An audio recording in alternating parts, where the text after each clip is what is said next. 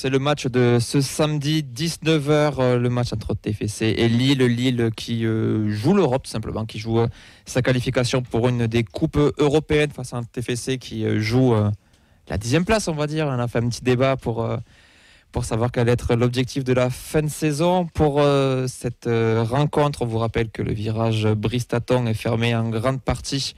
Donc du coup, les Indians et les supporters impactés ont été relocalisés à droite à gauche. Donc ça ferait une ambiance un peu différente. Au final, le dernier match, c'était plutôt contre Brest. Ça allait l'ambiance au final. Oui. Ça a changé. Mais voilà. Je ne sais pas si Camille aura le droit à une deuxième banderole ou s'ils auront recyclé la même. Mais bon, ça sera un jeu du match aussi. Après, doucement. Il faudrait qu'il la récupère la banderole, ça lui ferait plaisir. Il va la mettre chez lui. Attention pour les accès, la sortie de périph' en Palo est fermée pour ce week-end. Donc le TEF a mis de communication dessus. Il vous conseille de prendre les transports en commun parce que ça va être une belle galère pour accéder à l'île du Ramier sans passer par cette sortie d'autoroute. C'est bien, c'est écolo les transports en commun. Exactement. Bravo le TEF. Ils ont fait exprès de planter la sortie d'autoroute pour remplir la navette de l'Oncopole. Exactement. On a le groupe qui est sorti, on en a parlé un petit peu début d'émission, puisque Bouclal est toujours blessé, on n'a pas de suspendu, le groupe est complet pour le reste. Tout simplement, autour de la table, rapidement, votre compo pour ce match-là, est-ce que vous remettez la même chose que la semaine dernière ?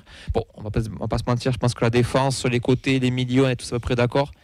Le vrai débat, ça va être plutôt. Un joueur pour moi qui c'est Babika. Voilà, et celui qui était en conférence de presse qui risque de rentrer à sa place. Du coup, on aurait Beau, Magri, Edjouma. Moi, je le vois comme ça. Fred, t'es d'accord aussi ? Ou tu mettrais de nouveau Babika, ou pourquoi pas King, ou pourquoi pas remonter à nouveau Donou, mais mettre Messali. C'est les options qu'il y a sur la table. Alors Lille, ça reste quand même une grosse équipe, hein. Donc tu peux pas non plus y aller devant. Ouais, peut-être que j'essaierai. Oui, c'est peut-être le moment d'essayer Edjouma face à une véritable opposition, on va dire. Ouais, mais j'hésiterai quand même. Franchement, est-ce que ça vaut le coup de le lancer là comme ça ? Sinon, je garderai Magri. Et bon, de toute façon, après, tu n'as pas 36 000 choix non plus. Hein. Comme dit Mathilde, c'est Babika et Djouma, point d'interrogation, et après. Puis même, je pense, pour Babika, le protéger un petit peu en le mettant sur le banc, parce que là, j'imagine même pas. 10 minutes, il s'en mêle encore les pieds dans le tapis. Ça a sifflé. C'est fini. Oui. Ça va faire une siro bis. Et ça l'enterre aussi un peu. Ouais, quoi. c'est quand même C'est toujours pareil.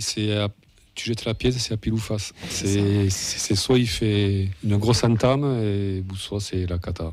Arthur. Puis il n'y a plus d'enjeu de toute manière. Pour nous, on est au ventre mou, donc Babika, c'est une bonne idée de le protéger. Et pour lancer Djouma, pourquoi pas contre Lille. Dans ce cas-là, on attendra quoi, le dernier match de la saison ? Non, moi je pense que c'est une bonne idée. Il faut donner la chance aux joueurs. François et Djouma, à un moment donné, il faudra bien qu'il joue. Oui. Parce que c'est pareil. Entrées, pourra pas lui laisser sa chance. C'est à domicile, c'est dans ce. Puis pour revenir un peu sur le débat qu'on a fait, ouais, c'est lui aussi, s'il s'aperçoit qu'on compte pas spécialement sur lui, et s'il fait des s'il fait des bons boubous de match qui sont prometteurs et tout, lui aussi, je pense qu'il va être un petit peu sollicité. Ouais. Mais en tout cas, voilà, si on est un peu optimiste, on se dit, le club a dit aussi qu'il voulait parier sur les jeunes, sur les pitchouns. Bon, on attend de voir. Et par contre, il faudra être toujours assez bienveillant avec lui parce que. Voilà. Je pense qu'il y a une tolérance qui sera toujours plus élevée sur un pitchoun que sur un joueur que tu as recruté, même les gens, plusieurs millions dessus. Quoi. Les gens qui sifflent dans le stade, ils sifflent peut-être un peu moins les pitchouns. Donc, t'as raison. Et moi, j'ai hâte aussi de voir un peu le duel dans le duel entre Jonathan David et la charnière centrale du TEF aussi pour voir par rapport à ce type d'attaquant, qui est quand même un bon attaquant de Ligue 1, de voir un peu comment la défense du TEF répond. Eh bien, on va parler de Lille maintenant, puisqu'on a Normand Raphaël du Petit Lillois qui est avec nous. Bonsoir à tous. Bonsoir, comment ça va ? C'est bien et vous ? Ça, super, merci. Est-ce que tu peux te présenter pour ceux qui ne connaissent pas, mais tu es un habitué de la feuille de match maintenant ? Bon, c'est assez simple, je suis Raphaël Marquand, rédacteur en chef du média Le Petit Lillois. C'est pile entre deux, c'est un média qui est pile entre le média classique traditionnel et le compte de supporters. Donc le but c'est de pouvoir parler de l'actualité avec tout le monde. Parfait. On va parler justement de l'actualité avec toi, puisque Lille va quand même plutôt bien au classement, même si on les a vus en 2025 alterner le très bon et le moins bon. Comment tu juges la deuxième partie de saison du LOSC? C'est une deuxième partie de saison qui se joue beaucoup au mental. Avec, en fait, il y a eu tellement de matchs, tellement d'événements très positifs et très négatifs que les joueurs ont un peu de mal à s'en remettre mentalement, au niveau de la fraîcheur surtout. Parce qu'en fait, je crois qu'ils ont eu l'impression de vivre 3 saisons en une, et forcément, quand tu arrives au sprint final, il faut encore réussir à retrouver des ressources pour remettre un coup de collier, encore un autre et encore un autre, surtout dans une fin de saison où tout se joue à un point, voire à la différence de but. C'est clairement pas évident, et ça se ressent à chacune des parties du LOSC. Ça peut être même à Lens où on gagne mais c'est ric-rac, et à Lyon où tout s'écroule alors qu'on gagne 1-0, quoi. En plus, la saison est quand même très très serrée pour la lutte pour l'Europe. On a rarement vu une Ligue 1 aussi serrée. Où tu vois le LOSC finir au classement? Lille est quand même un club qui aime bien la place un peu de l'idiot. Donc je dirais la 4e, histoire de se réamuser pour refaire un petit barrage. Ou la 5e, là c'est vraiment le gros idiot. Et est-ce que ça sera quand même une saison réussie pour vous si si vous terminez hors de ce top 4? Je pense que ça laissera un goût amer à beaucoup de gens, beaucoup de supporters et les joueurs eux-mêmes qui se fixent l'objectif de retrouver avec des champions. Mais si on prend du recul, oui, ce serait une saison réussie. On a rarement vécu une campagne de Ligue des Champions aussi spectaculaire, surtout avec ce nouveau format qui rend quand même les choses un peu plus particulières. Et puis l'objectif de base du club, d'un club comme Lille avec ses moyens, c'est de retrouver l'Europe chaque saison. Oui, puis quand on y a goûté, ça donne envie d'y retourner quand même. Oui, évidemment. C'est pour ça que je dis qu'il y aura de la déception. Il y aura une très grande déception si on n'y est pas. Mais avec du recul, l'Europa League, ce sera déjà très bien, et c'est peut-être, entre guillemets, une bonne chose pour vivre une épopée un peu plus longue, comme Lyon peut le vivre actuellement. On va revenir un petit peu sur le match de demain. Est-ce que le groupe est complet côté lillois? Non, du tout. Ah. Du tout, mais c'est ça depuis le début de la saison. On va dire que 5 absents, c'est déjà mieux que 12 à une époque. Pour les gros absents, il y a Zegrova, même si ça fait quelques temps qu'il n'est pas là. Mais il n'arrive pas à se remettre de sa grosse gêne au pubis, et ça devient limite inquiétant.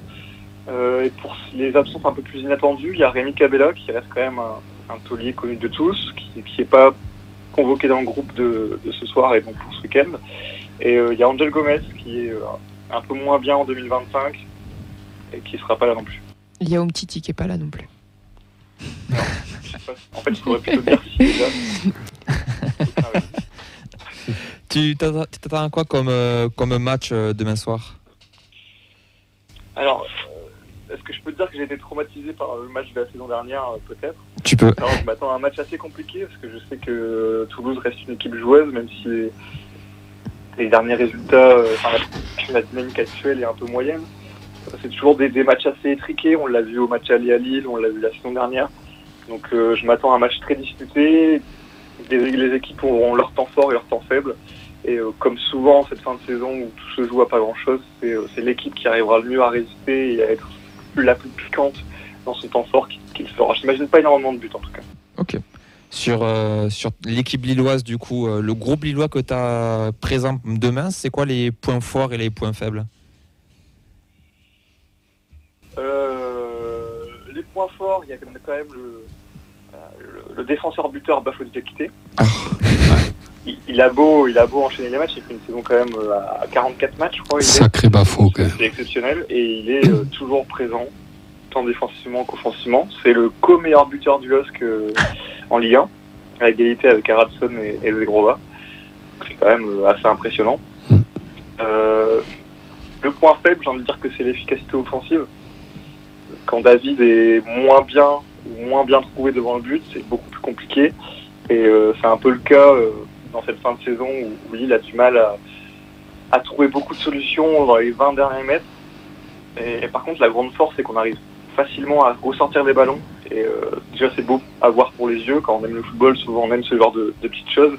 Parce que c'est quand tu arrives plus loin que c'est plus compliqué. Autour du plateau ici, votre regard sur Lille, c'est qui vous craignez en particulier? Tu parlais de Jonathan David juste avant, Mathilde. Ça va être ça ou équipe européenne, forcément, c'est une force collective et faut s'attendre un petit peu à être dans le dur tout le match. Moi, j'allais en venir là. Pour moi, c'est le collectif qui est impressionnant. Pour parler du match de la semaine dernière contre Lyon, vraiment les 15-20 premières minutes, Lille fait un très bon match. Et ensuite, ça se dérègle un peu et on ne sait pas trop pourquoi. Mais oui, collectivement, c'est vraiment une équipe très intéressante qui l'a montré, que ce soit en championnat ou bien sûr en Coupe d'Europe.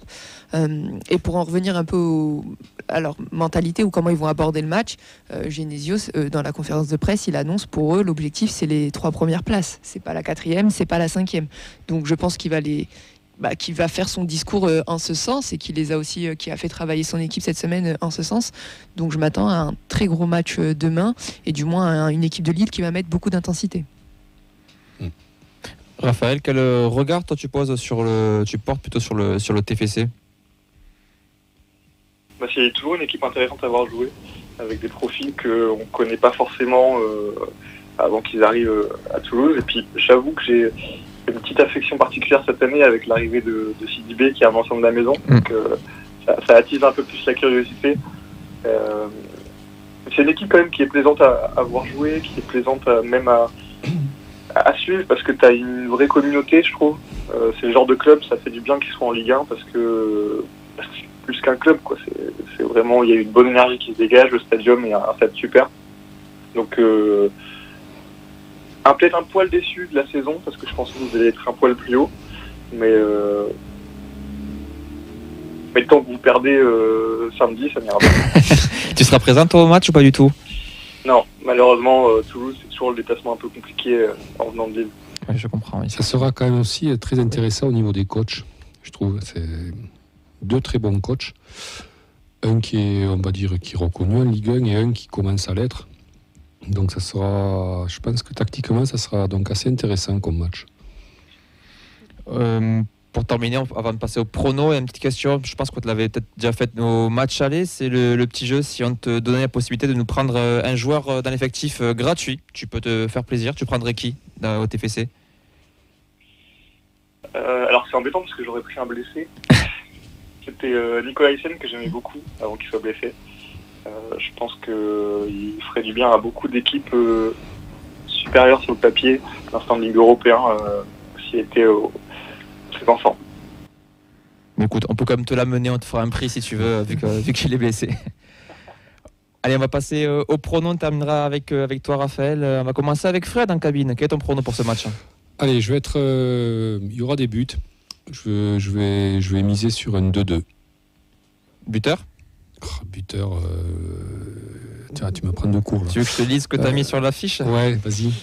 Attends, faut que je te trouve, je te vois pas. Pourquoi je te vois pas? Ah oui, tu as mis Caceres, c'est beau comme un buteur. Voilà, c'est ça. Mathilde? 0-2 pour Lille, avec David buteur et le deuxième, je sais même pas si j'ai mis quelque chose. Si t'as mis Meunier, je ne l'ai pas supprimé du drive curieusement. Je me fais censurer. Non, faut pas en parler, ça fait couper le micro. Et Arthur, pour terminer ton pronom? 1-3 et je change du coup de buteur côté TFC. Okay. Je change, j'enlève Babika et je mets Djouma du coup a priori. Ok. Moi j'avais mis 2-2 avec Sidibé et Cresswell. On est plusieurs à avoir des buts. Toi Raphaël, tu veux passer moins de buts pour le coup sur ce match? C'est quoi ton pronom au final? Ce sera 0-1 et Haraldson qui récidive. Ah ouais. Eh ben c'est noté. Ben, merci beaucoup Raphaël, donc le petit Lillois, pour avoir toute l'information sur le LOSC et toutes les équipes du LOSC. Bon match samedi et surtout bon courage pour la course à l'Europe. Merci beaucoup. Bon match à vous aussi. Merci, bonne Merci, soirée. bonne soirée. Au revoir. Ciao Raphaël.